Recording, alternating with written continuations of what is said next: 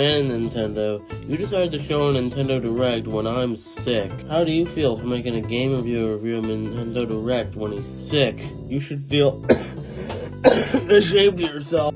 You really think Nintendo would worry about one game reviewer in a sea of thousands being sick? Heck yeah. You with your 15 to 20 views average. You take that back. Nintendo Direct in February 2023. Yeah, this year I'd say is pretty pivotal to the future of the Switch. It really shows how long we have left in Switch's life. And based off this Direct, maybe a little longer. So we start out immediately with Pikmin 4. It looks pretty good. Never really played Pikmin, but definitely open to it. And I don't really know what's new about it, because, I haven't played a single Pikmin game. But I'm sure the new additions will make it better in the end. Xenoblade 3 DLC, I don't really care, but some people do. That's fine, though. Samba did Amigo. If I said that wrong, frick you. A new game in that series. I don't know much about the series, besides it's kind of a dancing game made by Sega. It doesn't look terrible, not my thing. But it's just nice to know that Sega can crap out something besides Sonic or Yakuza from time to time. Fashion Dreamer. What do you think I'm gonna say? I'm not the target audience for this crap. I'm not interested. Dead Cells gets Castlevania's DLC, which I find cool, because an indie game is collaborating with such a big series as Castlevania. It's actually pretty cool. And just the concept alone to me.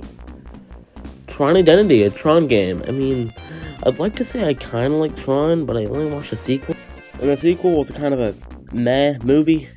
But I mean, it's kind of alright. It looks like a Telltale game, which kind of turned me off though. Ghost Trick coming back. Apparently a lot of people like this game and are happy about this. I'm happy for anyone who's excited about this. But am I? What do you think?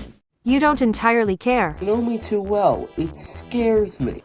Bayonetta Sorikin the Lost Demon, which is basically a Bayonetta origin story of some kind, being released on Nintendo eShop with some different kind of gameplay that's sort of like the actual Bayonetta, but kind of not. Looks fine enough. I'm not the prime person to talk about this, but I'm sure Bayo fans are excited about this. Splatoon 3 DLC. This looks pretty cool. I definitely need to get this game soon, man. I'm seriously dying to get my hands on this game. It just looks so fun. And there's DLC coming out, and it looks pretty good.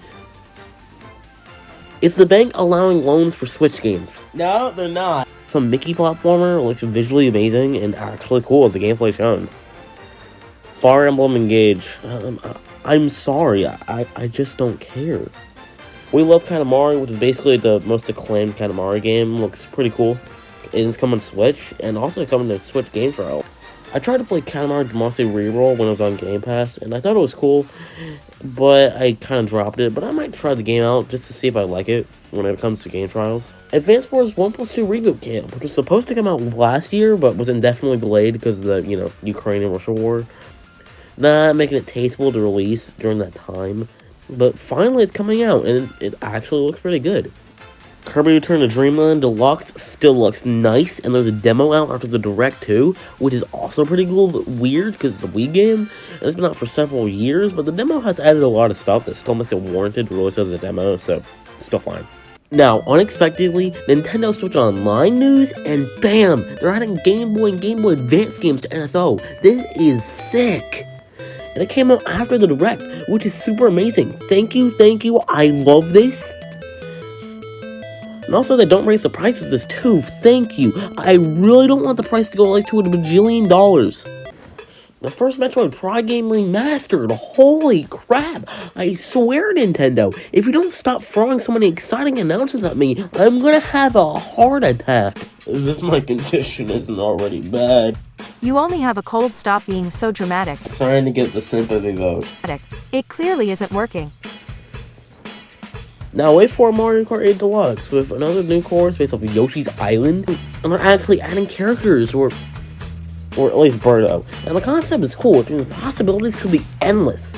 But the character itself that's being added, yeah, Pink Dinosaur. It's pretty self-explanatory. Now for the final announcement, Tears of the Kingdom, which actually shows some new gameplay, with looks at new environments, mechanics, and the like. And it kind of gets rid of some of my suspicions of being too much like Breath of the Wild, because man, this game was so good. It brings so much to the table, such as the sky mechanics and new abilities that Link can use, such as, like, dude, the flying drone thing, sliding on rails, it all looks so good. One thing though, is that it's the first Nintendo game to ever be priced at $70, which is interesting to say the least. But with this trailer now, it seems to be worth that price, hopefully. Well, yeah, that was a pretty good Direct, in fact, probably the best we've had in some time. Pretty much every Nintendo announcement has some merit or genuine excitement. Overall, yeah, pretty good all around. I guess I'm done. You're exaggerating your condition way too much. You've only genuinely coughed once today. You forced every other. Look, man. Not a man, a machine. Look, machine, that sounds weird, but I guess I'll get by with it. I have to make things a little bit more entertaining to make people engage with the content. It's not working, Mr. 15 to 20 views. Alright, that's it. Turn the camera off now.